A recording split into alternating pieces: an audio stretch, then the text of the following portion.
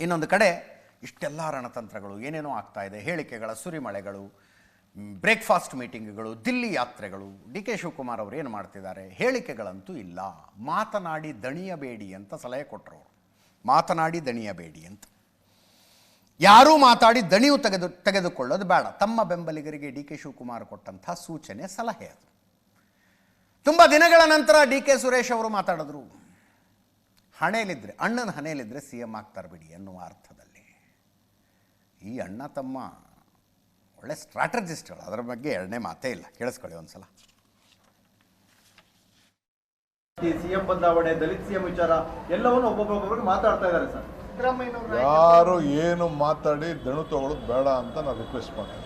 ಯಾರು ಏನು ಮಾತಾಡಿ ದಣು ತಗೊಳ್ಳೋದು ಬೇಡ ಅಂತ ನಾನು ರಿಕ್ವೆಸ್ಟ್ ಮಾಡ್ತೀನಿ. ರಾಹುಲ್ ಗಾಂಧಿ ಅವರನ್ನ ಕರೆತರ ಪ್ರಯತ್ನ ನಡೀತಾ ಇದೆ. 100 ಕಾಂಗ್ರೆಸ್ ಭವನಗಳ ಉದ್ಘಾಟನೆಗೆ ಇದ್ರ ಬಗ್ಗೆ ನನಗೆ ಮಾಹಿತಿ ಇಲ್ಲ.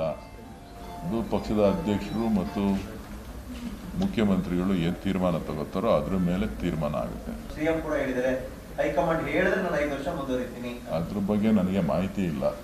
ನನಗೆ ನವೆಂಬರ್ ಅಂತ ಅಂದರೆ ಜ್ಞಾಪಕಕ್ಕೆ ಬರೋದು ಕನ್ನಡ ರಾಜ್ಯೋತ್ಸವ, ಕನ್ನಡಿಗರ ಹಬ್ಬ. ನಾವು ನೀವು ಎಲ್ಲ ಸೇರಿ ಕನ್ನಡಿಗರ ಹಬ್ಬನ ಆಚರಣೆ ಮಾಡೋಣ. ಅದು ನನ್ನ ಆಸೆ ಇದೆ ಅಂತ ಹೇಳಿದ್ದೀನಿ. ಅವ್ರ ಹಣೆಯಲ್ಲಿ ಬರೆದಿದ್ರೆ ಆಗುತ್ತೆ. ದಲಿತ ಸಿ ಎಂ ಆಗೋದು ತಪ್ಪೇನೂ ಇಲ್ಲ, ಸಮಾವೇಶ ಮಾಡೋದು ತಪ್ಪಿಲ್ಲ. ಅದೆಲ್ಲವೂ ಕೂಡ ಪಕ್ಷದ ಸಂಘಟನೆಗೆ ಒಂದು ಶಕ್ತಿ. ಅಣ್ಣ ತಮ್ಮಂದ್ರೆ ಇಬ್ಬರದು ನಿಲುವು ಹೆಂಗಿದೆ ಅಂದರೆ, ನೀವು ಏನಾರು ಮಾಡ್ಕೊಳ್ಳಿ, ಏನಾರು ಮಾತಾಡ್ಕೊಳ್ಳಿ, ಡಿನ್ನರ್ ಮೀಟಿಂಗಾರು ಮಾಡಿ, ಬ್ರೇಕ್ಫಾಸ್ಟ್ ಮೀಟಿಂಗಾರು ಮಾಡಿ, ನಮ್ಮ ಗುರಿ ಇರೋದು ದಿಲ್ಲಿಯಲ್ಲಿ. ದಿಲ್ಲಿಲಿ ಏನು ಮಾಡಬೇಕು ನಾವು ಮಾಡ್ತೀವಿ, ಕರ್ನಾಟಕದಲ್ಲಿ ಏನು ಮಾಡ್ಕೋಬೇಕು ನೀವು ಮಾಡ್ಕೊಳ್ಳಿ ಅನ್ನೋ ಥರ ಇದೆ ಟೋಟಲ್ ಆ್ಯಟಿಟ್ಯೂಡ್. ನೋಡಿ, ಡಿ ಕೆ ಸುರೇಶ್ ಅವರು ಮಾತಾಡೋದು ದಲಿತ ಸಿ ಎಮ್ ಆಗಬೇಕು ಅನ್ನೋ ತಪ್ಪಲ್ಲ.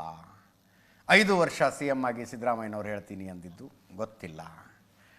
ಡಿ ಕೆ ಶಿವಕುಮಾರ್ ಅವರು ಸಿ ಎಮ್ ಆಗೋದು ಆಸೆ ಇದೆ, ಹಣೆ ಬರದಲ್ಲಿದ್ರೆ ಆಗುತ್ತೆ. ಇದು ಮಾತನಾಡುವ ಶೈಲಿ. ಇನ್ನೊಂದು ಕಡೆ ರಾಹುಲ್ ಗಾಂಧಿಯವರು 19 ಅಥವಾ 20ಕ್ಕೆ ಬೆಂಗಳೂರಿಗೆ ಬರಬಹುದು ಅನ್ನುವಂಥದ್ದು ಟೆಂಟೇಟಿವ್. ಅದು ಬರ್ತಾರೆ ಅನ್ನುವಂಥದ್ದು ಟೆಂಟೇಟಿವ್. ಇನ್ನೂ ದಿನಾಂಕ ಖಚಿತ ಆಗಿಲ್ಲ. ಅಷ್ಟರಲ್ಲಿ ಈ 100 ಜಾಗಗಳಲ್ಲಿ ಏನು ಕಾಂಗ್ರೆಸ್ ಭವನಗಳನ್ನು ನಿರ್ಮಿಸಬೇಕು ಅಂತ ಹೊರಟಿದಾರಲ್ಲ ಡಿ ಕೆ ಶಿವಕುಮಾರ್ ಅವರು, ಆ ಜಾಗಗಳ ರಿಜಿಸ್ಟ್ರೇಷನ್ ಪ್ರಾಸೆಸ್ಸು ಅದು ಇದು ಆಗಬೇಕು. ಒಂದು ಎಚ್ಚರಿಕೆಯನ್ನು ಕೊಟ್ಟರವರು ಆ ವಿಷಯ ಹೇಳುವಾಗ. ಯಾರು ಸಹಕರಿಸಿದ್ರು, ಇದಕ್ಕೆ ಯಾರು ಸಹಕರಿಸಲಿಲ್ಲ ಅಂತ ಕೇಳಿದಾರಂತೆ ದೆಹಲಿ ವರಿಷ್ಠರು. ಡಿ ಕೆ ಶಿವಕುಮಾರ್ ಅವರು ರಿಪೋರ್ಟ್ ಕೊಟ್ಟಿದ್ದಾರಂತೆ. ಈಗ ರಾಜ್ಯದಾದ್ಯಂತ ಕಾಂಗ್ರೆಸ್ ಪಕ್ಷಕ್ಕೆ 100 ಆಫೀಸ್ಗಳಾಗಬೇಕು ಅನ್ನುವಂಥದ್ದು ಇದೆಯಲ್ಲ, ಅದು ದೊಡ್ಡ ಮಹತ್ವಾಕಾಂಕ್ಷೆಯ ಯೋಜನೆ. ಅದು 100 ಕಾಂಗ್ರೆಸ್ಸಿನ ಸ್ವಂತ ಕಚೇರಿಗಳಾಗಬೇಕು ಅನ್ನುವಂಥದ್ದು. ಆ ಮಹತ್ವಾಕಾಂಕ್ಷೆಯ ಯೋಜನೆಯೊಂದು ನಾನು ಅಧ್ಯಕ್ಷನಾಗಿದ್ದಾಗ ಕೈಗೂಡಬೇಕು ಅಂತ ಡಿ ಕೆ ಶಿವಕುಮಾರ್ ಅವರು ಹೊರಟಿದ್ದಾರೆ. ಅದಕ್ಕೆ ಕೆಲವರು ಕೋಆಪ್ರೇಟ್ ಮಾಡ್ತಿದ್ದಾರೆ, ಇನ್ನು ಕೆಲವರು ಮಾಡ್ತಾ ಇಲ್ಲ. ಹಾಗೆ ಕೋಆಪ್ರೇಟ್ ಮಾಡದವರು ಯಾರು ಅಂತ ದೆಹಲಿಯಲ್ಲಿ ರಿಪೋರ್ಟ್ ಕೇಳಿದಾರಂತೆ. ಡಿ ಕೆ ಶಿವಕುಮಾರ್ ಅವರು ಕೊಡ್ತಾರಂತ 11ನೇ ತಾರೀಕು ಆ ರಿಪೋರ್ಟನ್ನು ವರಿಷ್ಠರಿಗೆ. ಈ ಮಧ್ಯೆ ಸಚಿವ ಬೋಸರಾಜು ಅವರು ಹೇಳಿದ್ರು, ಬಾಯಿ ಮುಚ್ಕೊಂಡಿರಿ ಎಲ್ಲರೂ, ಏನು ಮಾತಾಡಕ್ಕೆ ಹೋಗಬೇಡಿ ಅಂತ. ಕೇಳಿಸ್ಕೊಳ್ಳಿ.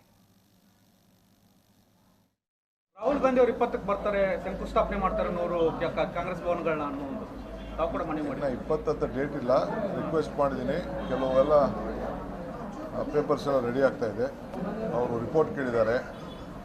ಯಾರು ಆಸಕ್ತಿ ವಹಿಸಿದ್ದಾರೆ, ಯಾರು ಆಸಕ್ತಿ ವಹಿಸಿಲ್ಲ ಅಂತ ಹೇಳಿ ಡಿಸ್ಟ್ರಿಕ್ಟ್ ಮಿನಿಸ್ಟರ್ಗಳ ಬಗ್ಗೆನೂ ಕೇಳಿದ್ದಾರೆ, MLAಗಳ ಬಗ್ಗೆ ಕೇಳಿದ್ದಾರೆ, ಲೀಡರ್ಸ್ ಬಗ್ಗೆ ಕೇಳಿದ್ದಾರೆ, ಜಿಲ್ಲಾ ಕಾಂಗ್ರೆಸ್ ಅವ್ರ ಬಗ್ಗೆನೂ ಕೇಳಿದ್ದಾರೆ.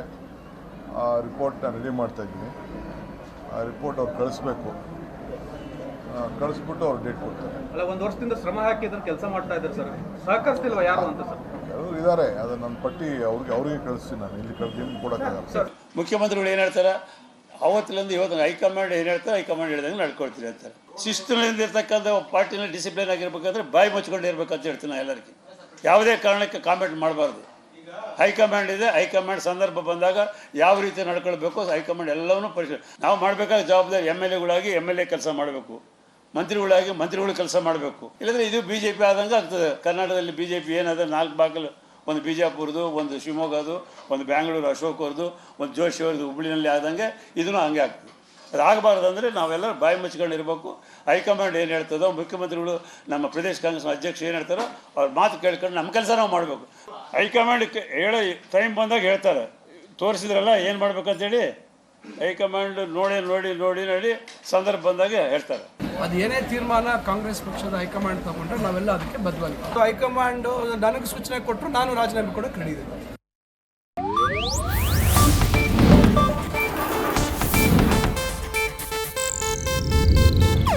ಇದು ಏಷ್ಯಾನೆಟ್ ನ್ಯೂಸ್ ನೆಟ್ವರ್ಕ್ ಪ್ರಸ್ತುತಿ.